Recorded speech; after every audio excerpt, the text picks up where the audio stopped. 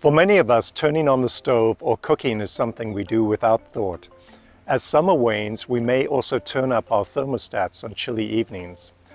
But what if you have to choose between cooking your food or warming your home or turning on lamps at night?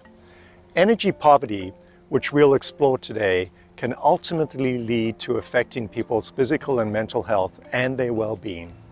So Runa, I wondered if you could tell me why now more than ever it's really important to understand energy poverty and what's going on. Absolutely. We are at a critical point right now where the Earth is really warming. We're really seeing the effects of climate change, and we absolutely need to energy transition. So while we are energy transitioning, and it is happening, it's happening in Canada, it's happening globally, we need to ensure that the transitions can be as equitable and as sustainable as possible. And so when we're transitioning, we really do need to consider who could be vulnerable to the transitions, right, making sure that they're considered in the transitions, and acknowledging some of the things that we haven't acknowledged in past transitions. So Runa, I know your research project asks a number of questions. How can energy poverty be defined? How can it be measured? How can it be addressed in the Canadian context? And so, given how big all of that is, how do you start your research on energy poverty in Canada? It's a very large question that we're trying to address. We have noticed there is definitely an issue here in Canada.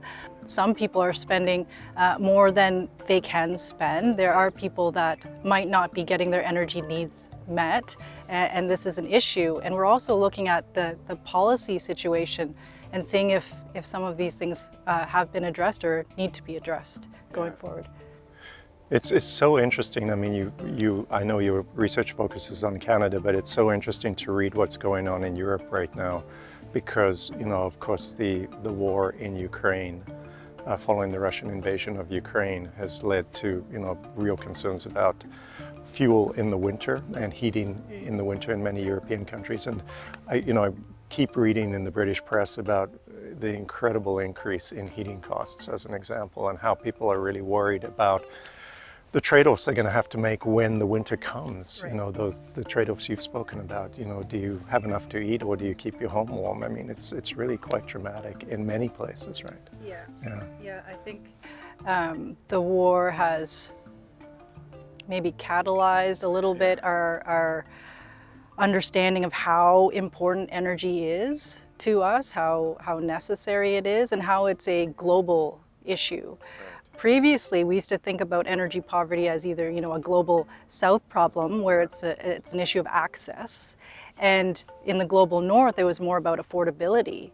Right. But with the war and oil prices, going up everywhere, we're seeing that this binary probably, isn't an issue, isn't the thing anymore. It's a problem for everyone. It's relevant for everyone, and it's not only about heating anymore, it's about cooling, right? With climate change happening. So our notion of energy poverty is changing too. So if we can ensure that our housing is as energy efficient as possible in our buildings, then we're also working towards climate change mitigation. So I wondered if you could tell me, Runa, a little bit about what sort of policies and regulations you think need to change to address this issue.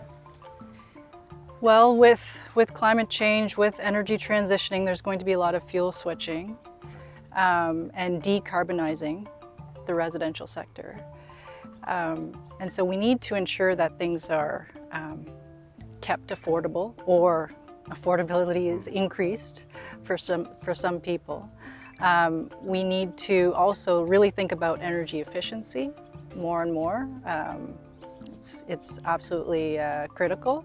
And I think we need to develop a strategy, a federal strategy for figuring out how to tackle energy poverty. There are lots of countries that have fuel poverty strategies or energy poverty strategies, and I think we need to do that as well. Yeah. And just, Runa, thank you. This is such important work, and we're so proud to have you here at Raw Roads doing this incredible work. it's essential, and it's part of our commitment, of course, as an institution, you know, to take action on these really important issues. So thank you. Thanks so much, Philip. Thank you. Appreciate it.